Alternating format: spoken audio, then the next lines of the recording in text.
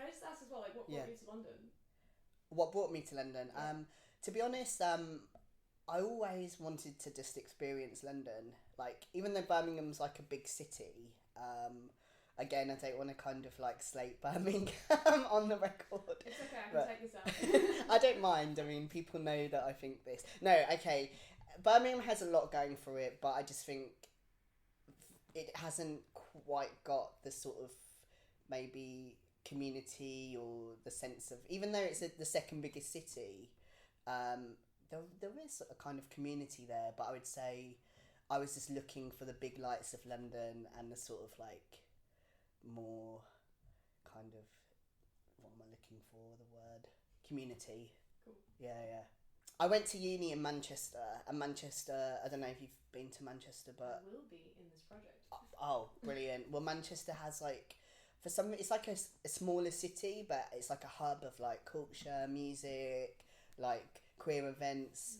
And Birmingham has that, but not to the extent that I just wanted to kind of move to London and kind of get that Cool. experience. So, I feel like I might jump a little bit, so I'll jump back to what was meant to be the first question, because now I'm just curious, like, did you have you played football here in London? Other than TRUK, which I will get to.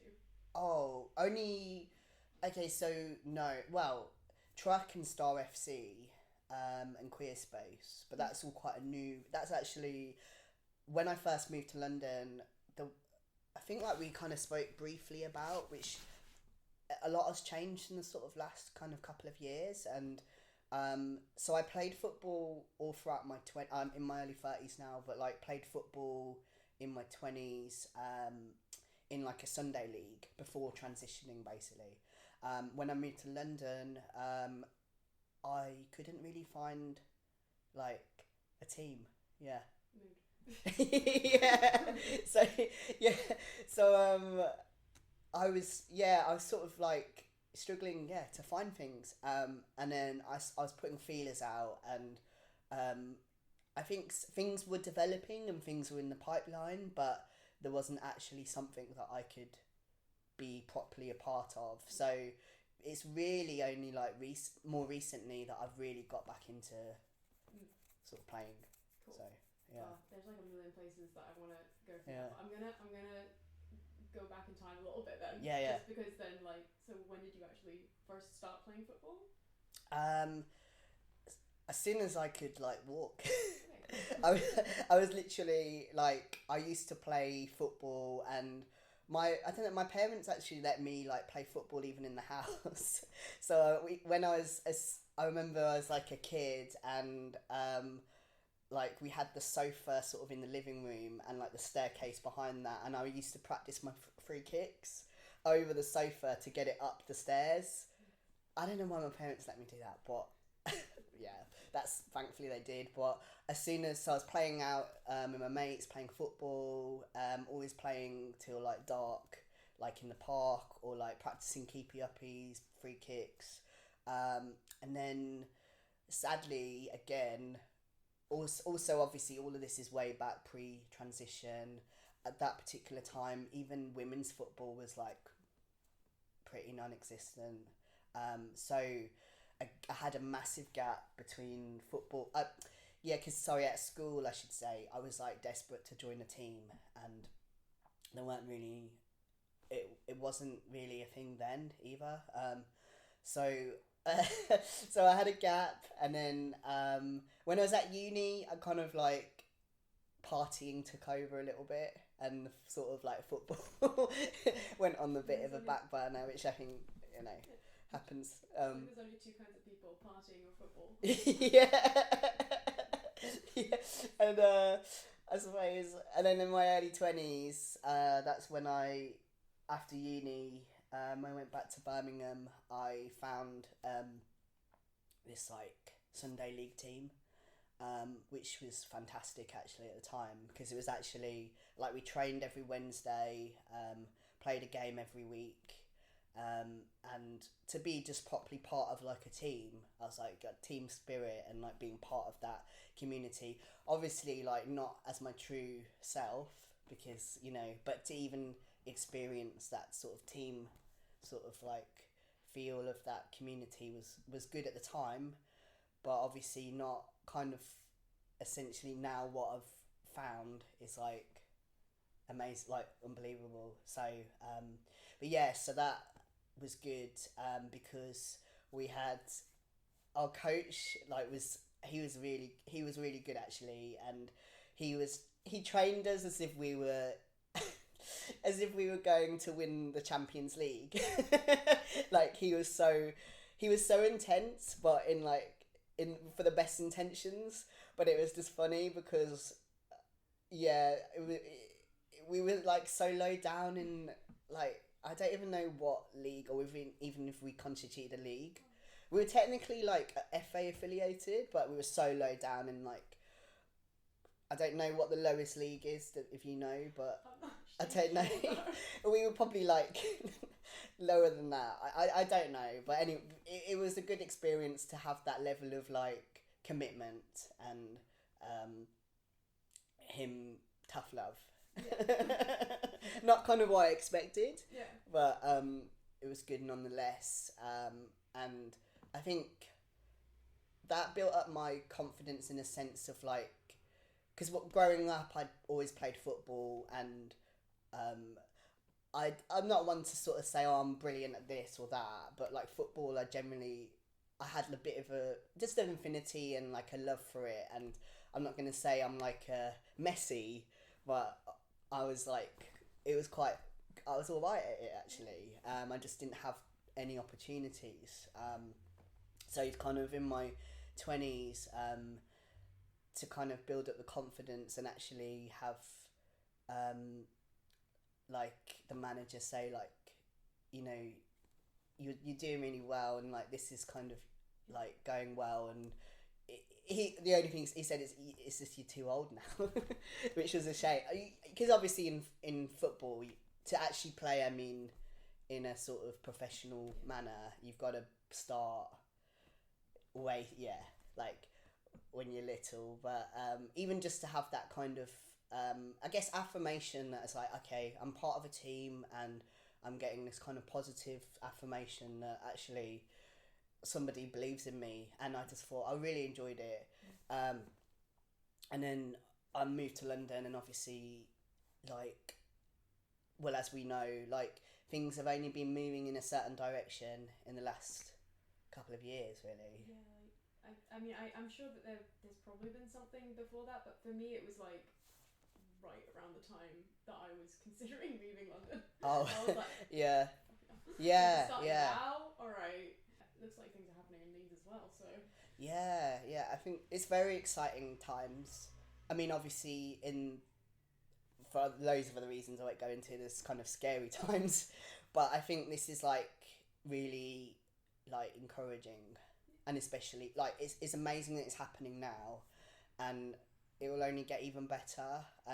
And I think this is like a kind of almost, well, for the next generation of kids to kind of see that this is like actually possible is like amazing, because you don't necessarily like, some people might, you know, obviously a lot of people have been sort of frozen out of sport and like haven't managed to play, and to kind of see this happening now will kind of be so encouraging. So it's good, it's happening. Yeah. So very quickly, just to get my head on right. Yeah. So you played like informally as a kid. Yeah. Okay. Yeah. Was that like just like mixed gender, just with any friends that wanted to? Yeah. Like I think I pretty much, as a kid, all I did was play football and read books.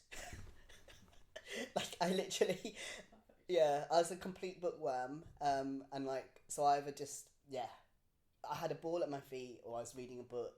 I was just obsessed with football from the moment, like, from the moment I can remember, actually.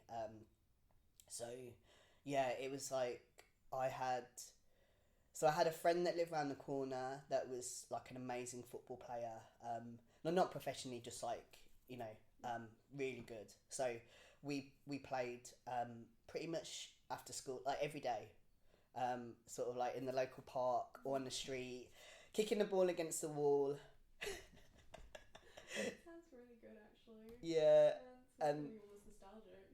like, it is nostalgic, and that's my love of football. Is like all you need is like 2 jumpers and a patch of grass and a ball, and you've got it. So that's kind of like my love for the game is like partly, obviously I just love the game, but also I feel like as a sport it is actually kind of like accessible to obviously there's like, you know, barriers, but it's so accessible as in that's all you need to play. Yeah, which absolutely. I love that. Absolutely. Cool. And then just double checking here as well. So Yeah. then after uni, you joined a women's team in Birmingham, right? Yes, yeah, called the Santiago Bells.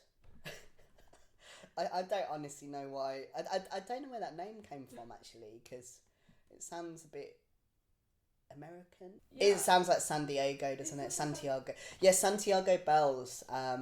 So I guess.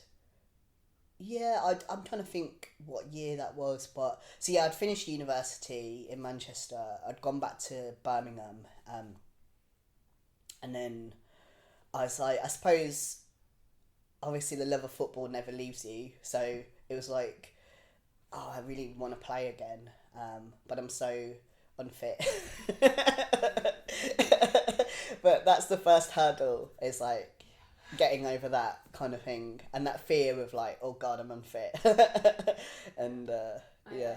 I played for the first time in like properly-ish in like 10 years or something. Yeah. Last month, and I thought I was gonna fall. Yeah, exactly, yeah. I was like, this is really fun. But it hurts. Yeah. I was like, I'm definitely gonna do this again. I Yeah. can't tell you why. Yeah. I know, but I mean, you did it though. It was wonderful. Yeah. I enjoyed every second of it. Frank was there as well. Oh, nice. Yeah. Because he was bringing us back to the present day. So right now, you've played with different kinds of London teams. Yeah. Can you just go through them very quickly? Like, Yeah. Just how you found that they existed and how you like started playing and how that. Yeah, let's start then. And how that experience has been. Just anything that comes. Yeah. So yeah, like I say, so when I first came to London, I couldn't really find anything, and then I think I might have given up at one point, and then probably like a year and a bit before the pandemic, I was putting feelers out trying to find something, and it seemed like more things were in development, and it did seem like there were actually like queer spaces, teams developing, but there wasn't something at that time that I could join. But it was good that things were in motion, but there was certain, I'm trying to think, just certain criteria that it was like not quite right for me, in terms of... Sorry, just very quickly, just for me personally, I was like, oh, women and non-binary doesn't quite... Yes, exactly that. But Yeah. I'm glad that they exist, but Yeah, it's not quite the one. Yeah. That's it. Yeah. So I didn't want to say that outright, but It's okay. if that's okay, to be honest. I'll if it's all right with you, I'll ask you a couple of questions about like. Yeah, of course. Yeah. But I'm not gonna like. No. Like, I'm not gonna make you be like. Yeah. Fuck women's teams. Because obviously we are very supportive of women's Of course. teams. Yeah. No Yeah, worries. and I also don't want to name. I'm not trying to like disregard what other teams are doing, and obviously every team is important for that space. But I did put a couple of feelers out, and I got, I guess, I don't want to say rejected is a strong word, but like just, oh sorry, this team isn't kind of, you can't really join this team because it doesn't fit those kind of, you don't fit the criteria basically.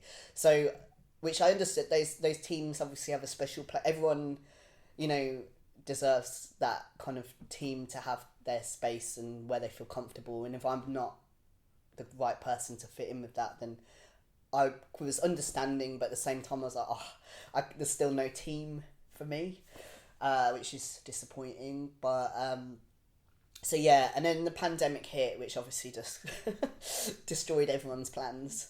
And then thinking, so that was like 2 years. Was it 2? It was 2 years almost, wasn't it? When it started. 2020, and it finished. Well, And then it was like on and off. Yeah. This and kind of weird. They like opened up Yeah. for good so far in Yeah. 2022, I think. That's it. Yeah. So yeah, but like there have been little moments of it throughout. But Yeah. 2020 was the most. yeah, yeah. Everything that was when everything shut down. So yeah. So a couple of years, obviously, nothing like it. I guess the idea just kind of went out of my head a bit because there was no way. I mean, and maybe things were still going on in fruition, but I guess not. Yeah, the idea sort of just went out of my head, and then I found Queer Space, and it's like a kickabout with like everyone, inclusivity for everybody, not competitive, literally just turn up to the park with your football and like have a kickabout. They were the ones that I wanted to do. That's what you wanted. That's what I wanted to do, and then I was like, I'm leaving actually. Yeah. Oh, so you found them as well? I did find them, yeah. Yeah. So yeah, I think I talked to them at one Pride as well, and was like, "Hi, can I get in touch with you?" And it was like, yeah, I'm leaving. Yeah. No, we start again. You could start one up in Leeds. I think we. Or there might be. We're starting up a fingers crossed a trans and non-binary team. Yeah. In Leeds. So that's all genders. Yeah. As long as you identify in some way outside of like how you were assigned at birth. Yeah. So it's cool. Like it's as inclusive within like trans and non-binary-ness. Yeah. I'm sure that there will be something in that will then also open up questions about like because I think a lot of the questions a lot of the stuff that sort of lies at the heart of these questions is like, what does inclusivity really look like, and how do we create spaces for people, and is it a question of making more spaces or one really big space, or like there's a lot of different ways of coming at it. Yeah. Actually, on that note, I know that I've kind of interrupted you in the middle. No, it's fine. Yeah. But like, so you've played on a bit of different mixed teams. Yes. I will ask about TRUK because I'm like saving it. I'm so excited for it. Yeah. But you've played on a few different teams, and also you've like played informally, like mixed in some ways. Yeah. So like, do you have like a personal preference for the kind of space that you've been in that you preferred? Or have you enjoyed like all of them in different ways? That's a good question. Yeah. We can circle back to it if you want. Yeah. I mean, I think the all-inclusivity, the sort of like all-inclusive, kind of space feels more comfortable, and more. I'm trying to think how to say it. You just feel more safe, but I think that's maybe my sort of like an underlying fear of like not playing in that space and maybe being open to you're out in the elements and you feel like almost like is somebody gonna maybe even be abusive. I don't know, just because if you're already in that inclusive space and pretty much people that are coming to watch it also obviously support that inclusive space, but when you come out of that kind of arena, are you kind of opening yourself up to potentially harm? But also at the same time, I do feel like that space is important for us to play in as well, because to kind, why not have the same opportunities as everybody else?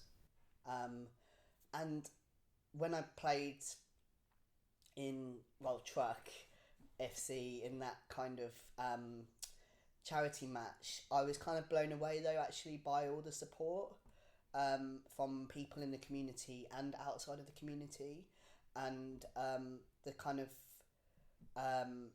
the team we played against, I think, were Dulwich Hamlet supporters, and I suppose after the match quite a few of one of them was actually almost in tears, and he was like, I'm so moved by this and like I really support you guys. I was like, wow. So I think maybe what I'm trying to say is that you know, it's just as important. I feel like that is extremely important also, to be seen in these spaces and not to be excluded completely outside of that. But whether maybe in the future there could be, it'd be absolutely amazing if there was a kind of professional league that it was like a all-inclusive league as maybe one space, but I think that would be amazing. I think that would be so cool. Yeah. That's like my dream as well. Yeah. Like, I'm not sure about always keeping it separate, or I don't know, but that I think I mean, yeah. To begin, there's I mean, like, I'm definitely not like there's. I'm not leaning to, like, I'm not trying to guide you into or anything, because like I've spoken with some people who were like, actually I prefer to be on lesbian teams. Some people I've spoken to who are like, I'd like to play with cis men. So yeah. It is a lot of fun, and I guess people have a different preference. I think it would be really good if there was a, like I say, professional league of all inclusive in the future. Yeah. And that could happen. It might take a long time though. But if you think, like, you've got a team building in Leeds, there's obviously London, you know, all these teams around the country, like, that actually could happen, like, but maybe in like a few 10 years or something. But that would be amazing, I think. Yeah. Very simple question, because I can't believe I forgot to ask you this right at the beginning. What position do you enjoy playing in? So I guess my favourite position is probably like attacking midfielder. So I'm gonna take the number 10. Great. That is my favourite position. I'm kind of not a out and out striker, so I'm not going to say that, but I like to be in that sort of position where I can create chances, maybe have the odd goal, but I don't really score that much to be honest. But I love, like, creating. Yeah. That's great. There's like a part of my brain, I know that we like basically all live like in different places in the country, and there's one person over in Wales and stuff. I'm just like, yes, I'm slowly building the fantasy football team in my head. So talked a little bit about the way that people talk about sports, in the sense that it's always constantly framed as being like, everybody wants to be like the best sports person in whatever field they're in possible, and completely like ignoring the fact that a lot of people who play sports are doing it because they really love the sport. Yeah. And also that, like, the reason to play sports ultimately is actually because it's good for you. It's a social space. It's good for your body. It's good for your confidence. All kinds of things, right? So if we ignored that conversation, because it's stupid. I keep saying conversation. I'm like, if we ignore that, whatever it is, and think about like what it is that trans people are bringing, that kind of is a completely different point of view within sports. Like that, yes, there could be like a professional space, but also like what is it that you think trans people maybe are bringing to like the ethos of playing sports. So like what it is that makes it joyous, and what is it that makes it inclusive, and how do we open up I'm saying conversation a lot. How do we open up that conversation? Yeah. That's a very broad question, so please feel free to like just come at it in whichever way you want. Yeah. Well, I mean, I suppose I'm thinking, well, from my own, on a personal level, I suppose, kind of without these kind of teams or spaces that I'm involved in, I would certainly feel very marginalised almost, and just sort of lonely. So to actually be part of like that community and team is like essential for your own sort of like well-being.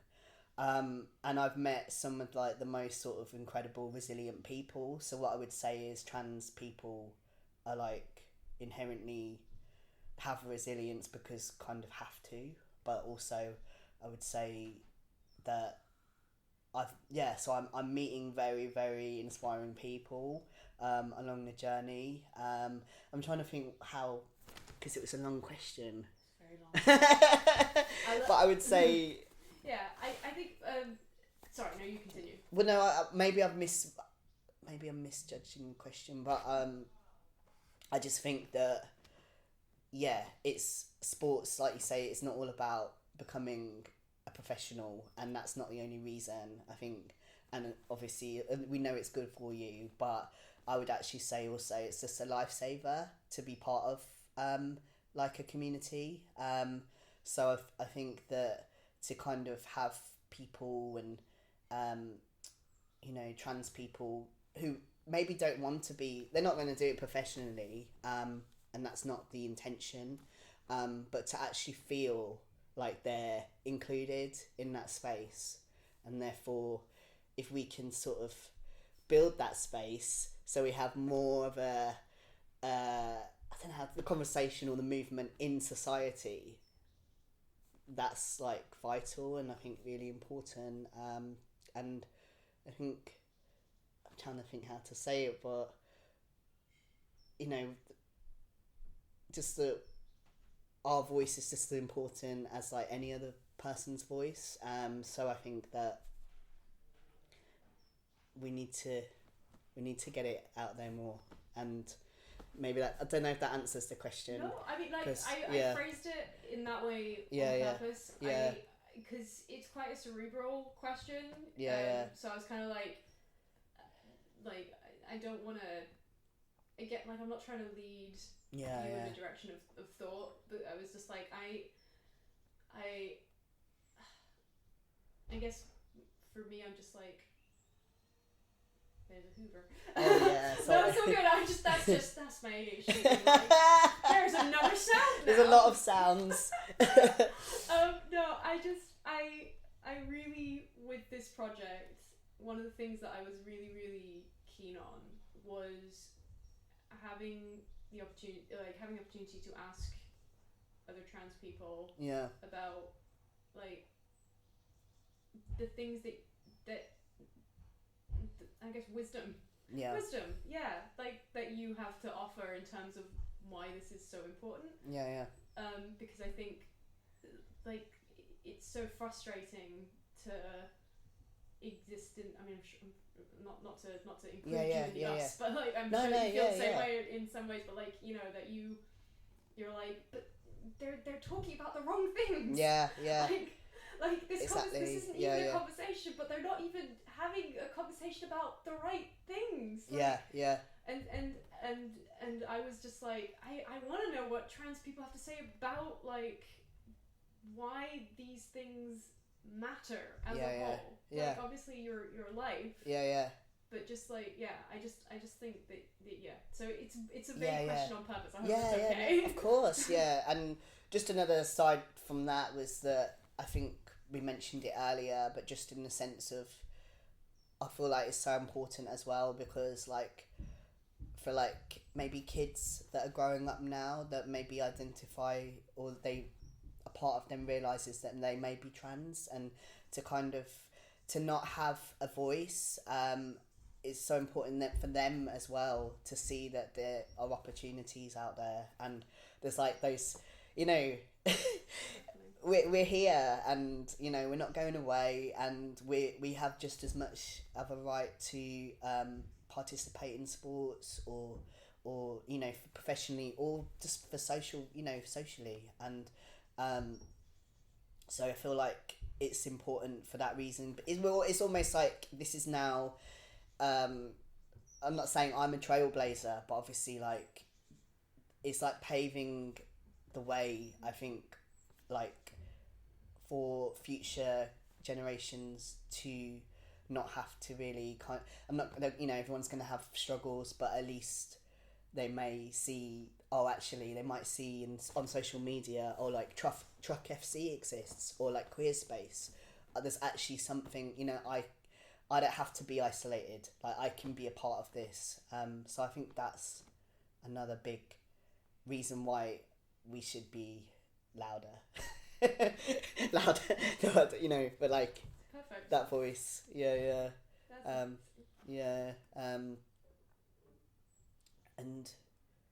like I say, in the vision for the vision for the future, like we're both saying with this all-inclusive league, how amazing would that be that, like,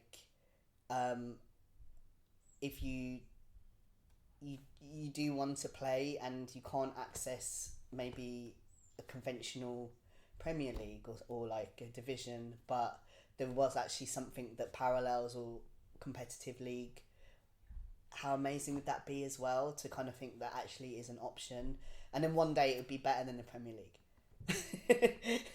But I mean, you know, to have that option. Actually, on the note of like an all-inclusive league as a dream,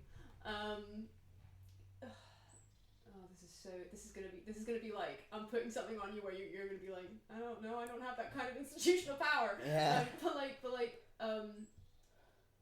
like obviously in like current very competitive football, there are questions around like ethics and I mean, obviously we were talking about Premier League and not World Cup, but like the World Cup being in like Qatar. Thank you. Yeah. My brain just went like yeah. Saudi Arabia. And also I think in a wider sense with sports, although I think maybe it's a slightly less of a problem with football, but like things like injuries and people being pushed into things where like by the time they're 30 they'll have like like brain damage or injury or disability of some kind, and so like in a very broad sense, I guess like the idea of, I'm slightly answering my own question now, I'm really sorry. No. But like, yeah, I mean, okay, no, I will ask it as a question, but it could just be a really short answer, so it's okay. But like the idea of like, who do you think would be like in charge of an all-inclusive league? Like, would it be the same power structures that already exist, or would it come from like within communities that are like just trying to build something? Does that make sense? That makes sense. Yeah. No, I mean, yeah, I feel like within communities, I mean, the power structure obviously is there and obviously like pretty corrupt. But I feel it'd be great to, like you say, build up from the grassroots and to kind of empower each other, and from that community, if somebody wanted to get like their coaching badges or referee or something like that, if there was some sort of way or like funding or something like that from that particular community, I think that would be like a good way to do it. I mean, I would fully support someone though if they wanted to break into the kind of, I don't know what you call it, like the, like you said, mainstream. I think like if I saw like a transmasc person in charge of like Liverpool FC or something like that, I'd be like, amazing. Like, although, you know, I feel it's not, I wouldn't take anything away from them if that's what they've achieved. Like, that's fantastic. But I guess that power structure and like that is very corrupt and maybe not. I'm trying to think how, there's so many barriers obviously to even get to that point, but if somebody did, I'd be like, I think that'd be amazing. I mean, I think as well, like, sorry, because I realised this was a bit of a leading one, but there's different strands of changing structures, you know, and if somebody were to be within that structure, then that is already an indication that it's opened up a bit more. Yes. And yeah, exactly. And I was actually just thinking, like only recently actually, that like I suppose you're seeing people like Alex Scott and kind of like actually like presenting on Match of the Day, and I suppose like female referees, lines people and that kind of thing. So like what you just said about that opening up that space, if that's, I mean, it's so far behind, isn't it, football? It's in the dark ages still a little bit, in regards to like, you know, it's sexist, homophobic, you know, that's the negative sides of it. But if that space is also opening up, then that's only, like you say, also a good thing. That means society's opening up. So I think that, you know, trans people have, you know, deserve to also be in those spaces if they want to be, and that would be amazing if that could happen. I mean, like, it's not football's fault that people are like that. No. I guess it's like a little, it's like, yeah, it's not football, it's like, wow, it's, what's the word, like, when it's a microcosm. That's it, microcosm of society. So it's not necessarily football that's the issue, it's like, it zeroes in on one thing. It zeroes in, yeah. Although I there must be more that the football bodies can do to kind of stamp out this sort of like behaviour. There was when the English women's football team won, was that last year? Yeah. And one of the presenters, and I've forgotten her name right now, but she was also talking about how like how many, like, I mean, she went off afterwards and was like, I've been turned down so many places because people said that women's football was not interesting and didn't get people to like watch it and wasn't as compelling, etc. And like, I mean, she all but named names, you know? And I was just like, yes, you deserve this. Yeah. Like, yeah. Sorry, that's a complete aside. It's not even a question. I was just No. it's amazing. Like, and that's taken a long time, hasn't it, to get to that point? So yeah, and so I think like, I think there's a parallel journey, I think, of like supporting like women's let's say football right now. I'm not going to go too broad. Like, women's football for like all women, obviously, like trans and cis and intersex. Yeah. And then at the same time, like, I think trans inclusivity in football it's the same set of questions. Yeah. And they're coming at them in different, like, in various different ways. I think we're very good at this. We're very good at opening up space. Yeah. We're very good at asking the right questions, I think. Yeah, I think so. Yeah. Sorry, that's just patting us all on the back, really. Yeah, no, I think so, and I think, you know, like, it's a credit to people for, like you say, we. Oh, that was actually. Was that bad? Or maybe it's a gay. I don't know. This way. No. Sorry. I think. Messed up your train of thought. Like, I was just saying it's a credit to the people that like are trailblazing that path, because again, with like TRUK FC, I think on the Twitter feed the other day I saw that they'd put like a message saying we've had to block like this amount of accounts today because of all the transphobic abuse. But then what made me laugh was like, I think Lucy Clark had put like, oh, it's so boring now hearing like, it's just so boring, like, get over it. And I was like, yeah. And I was like, that's an amazing way to deal with it, just to kind of say, do you know what, this is boring, and block. It's the same 5 talking points for the last 50 years. Yeah, so, yeah. Like, yeah. Nothing new under the sun. Yeah. But we're doing, like, but at the same time, like, we're building these teams. We're like making these things happen. Yeah. So like, yeah, I'm sorry. This is, we're like slowly nearing the last of my questions. I'm just like very excited. We're just like talking about like how cool these things are. Yeah. And this is really the selfish part of this, is me just being like, yeah, it is cool. Yeah. I think Cool. Can you tell me very quickly about Star FC? Because I don't think I've heard of them. Yeah. So, because then I think we were talking about that. So I joined Queer Space for the Kickabout, and then from there I met a couple of people, and one of them is friends with Dee Dee, who's started Star FC. So it's basically like TRUK FC in terms of like an all-inclusive trans team, but it's just another space, another opportunity to do that, because with TRUK FC it's kind of like everyone's all in different parts of the country, although I think what they're trying to do now is actually like develop five-a-side teams in like different parts of the country. So Star FC play like every Tuesday and Saturday.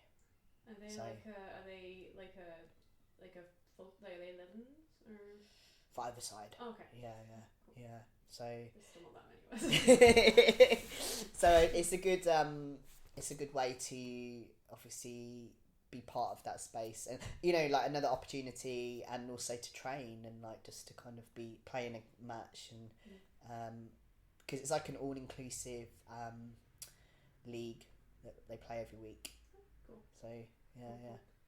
Sorry, I know that those are my last two questions. Oh, no. Actually, I want to know this as well. I just wanted to very quickly. I know that you kind of did mention it a little bit, but like, what was it like playing opposite a cis men's team, and also what was it like playing on an all transmasc team?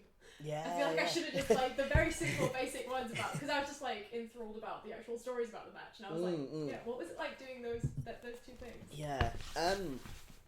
It was like, honestly, it almost felt very surreal, because it's like I can't believe, like, this is kind of what I've always wanted, and like this moment's actually happening.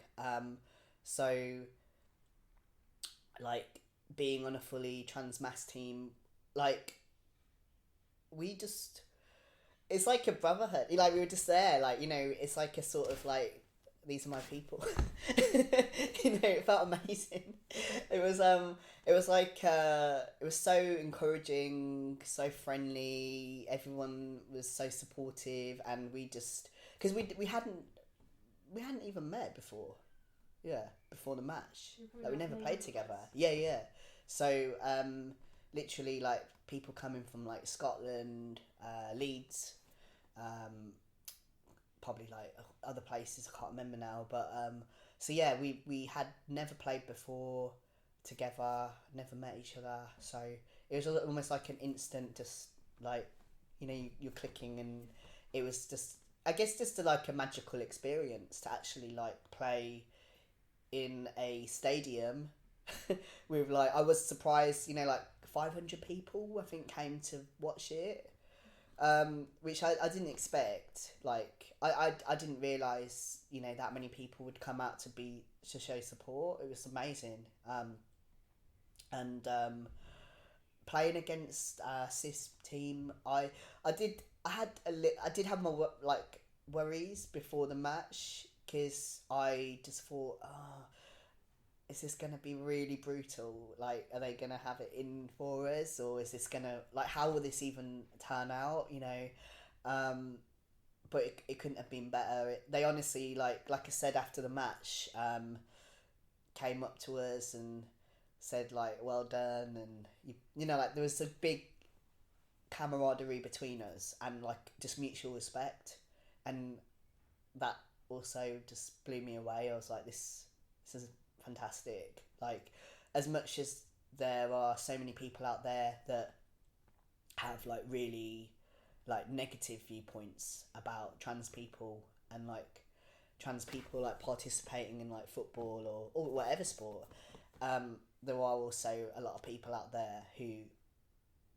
are so supportive, and in my view, obviously on the right side of history, and the other people can get left behind in their get their, you know. So yeah, to answer the question, yeah, that's it. It was like, it was just amazing. Yeah. Cool. Yeah. Just amazing is. I don't know how else. Yeah. No, I mean, you told me a lot about it as well. Yeah. So just amazing is great. Yeah. And I talking to a few people after the match that had come to watch it, like, it was quite a varied like group of people that came out to watch, which was nice as well. Like, quite a big demographic, like kind of like kids, families, like couples, like I saw like kind of like groups of friends, and they said, like, we don't really come to many football matches, but we wanted to come to like support, and it was just feel good. Yeah. Gosh, I'm very excited for July. Yeah. So, and I mean, yeah. So to have that big demographic coming out to support, it was good. Like, yeah, really positive. Yeah. Cool. I'm glad that I'm just glad that it was it's all good. Yeah. Like, yeah. I'm so happy about it. Cool. All right. So we're sort of nearing the endish. So you're almost. I was gonna say free, and I was like, we've been chatting about football the whole time. yeah. Don't worry. Yeah. I think it's alright. Yeah. There's worse days. Yeah. No, it's fun actually. Cool. So yeah, I wanted to ask you just about like a memory of playing, either like as a kid or as an adult, like at any point that. Wait, hold on. I just want to be sure that I asked the first part of that question and I didn't just think it in my head. Oh yeah. You know, do that. Yeah. You're like. Did I say it? Halfway Or through a sentence, and somebody's like, "Whoa, wait, hold on. What did you just say?" Yeah. So yeah, just like a memory that you have of playing that you think is really cool. Yeah. That you would be up for sharing. Which also, granted, the TRUK FC match does. Yeah, I'm trying to think how it's. Oh, it does count. Yeah, it does. Yeah. Because I was gonna say I don't know how anything football. can like pip that. Anything football as well. Anything football for you. I mean, if it's TRUK, then it's TRUK. I'm just like, if there was something where you were like, actually, there was this one time me and my friend accidentally broke my parents' window. That's not a positive memory, I think. No. I mean, I was gonna say one of my favourite memories is what I was saying earlier when I was practicing free kicks.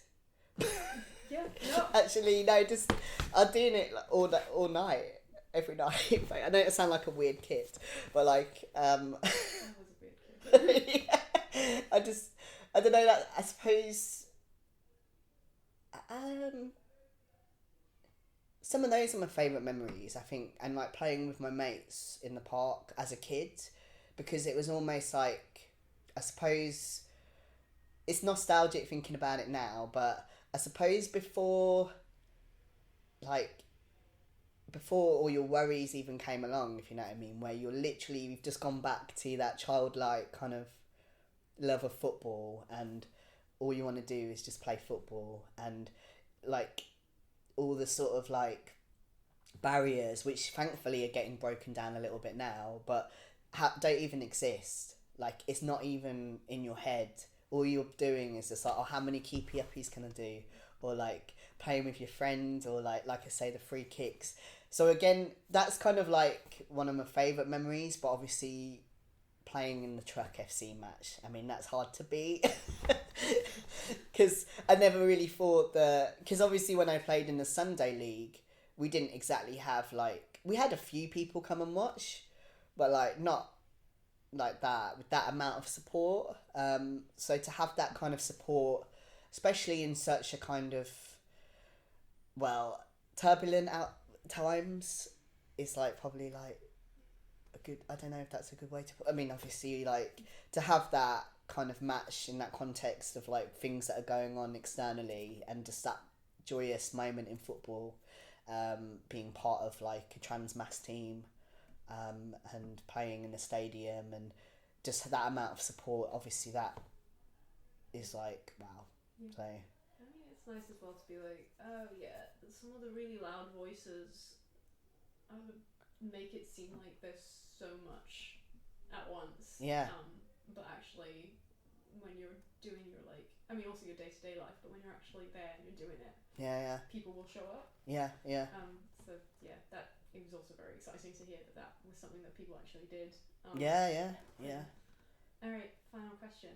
Are you ready? Ooh. Is this a curveball? No. Oh yeah, no, it's just because you went like final question, like I thought, you're gonna ask like. It's gonna be a history one, and you will be graded on it. I'm sorry, it's not. No. Why do you think that other queer and trans people should get into football? I honestly think that. Do you know what? Like, even if you're like, you've never played before, or you're like an advanced level, I just feel like there's kind of the sense of like belonging, and the people that you'll meet will kind of you'll feel just so part of something, like a community and something that's growing, that and you'll make friends. Like, even if you're you've never, like I say, you've never kicked a ball before, but like you'll meet friends for life, actually, because everybody's so supportive, and there's always a social, like, after a game, or like, you know, after like a kickabout, and I just think that even if it's not solely about football, and you just want to meet people and play a little bit of football, yeah, I think, I don't know, like, I just think it's great. I don't know how to answer that any better. Like, yeah. I like football. What else is there to say? It's neat. No, I don't know. I confess because I was like, I wrote it and I was like, what would my answer to that question be? And I was like, well, there is like a primal, like, freeing feeling just kicking something really, really hard. That's a better, yeah. No, you're good. Oh, Yours no, is really lovely. no. Mine was just like, sometimes I have rage. Oh, okay, that's a good one, actually. No, because, I mean, but that's your answer. I like that, though. You can copy it if you want. I was just like, I won't copy it, but it just reminded me, actually, that it is a brilliant place also to get your rage out, because if you're having a really bad day and you go and play football and you just hoof the ball, like you say, kick it or like header it, and you think of, like, if someone said like a comment to you that's really nasty or something, and you just like, head the ball like really hard, or I see what you mean. Yeah, it's good to get that aggro out. Just a little grumbling. Yeah. But I like that. Yeah. My answer sounds really like. Your answer's lovely. It sounds really cheesy though. But no, it's gorgeous. Compared to like your get your aggression out. I'm angry sometimes. Yeah, but it is good to get that out. I'm like fully trying to find a place to start boxing as well. Oh, I did used to box, actually, but I think there is now an all-inclusive boxing, almost like queer space, but like I can't remember the gender. No, I can't remember what they're called. You know, but well. Pardon? They're in London as well. In London, but there's probably something in Leeds. I'm I'm like, surely queer people want to hit things. 100%, yeah. yeah. Surely. Alright, I mean, we're done. Really? That's it. Oh, okay. It was fun though. It was lovely.